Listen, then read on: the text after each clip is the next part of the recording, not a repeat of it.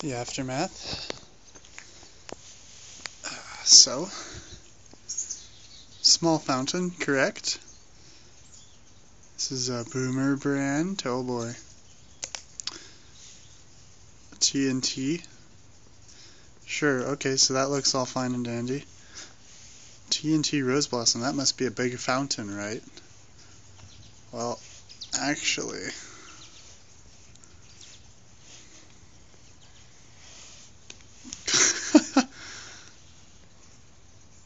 that's the most pathetic thing I've ever seen.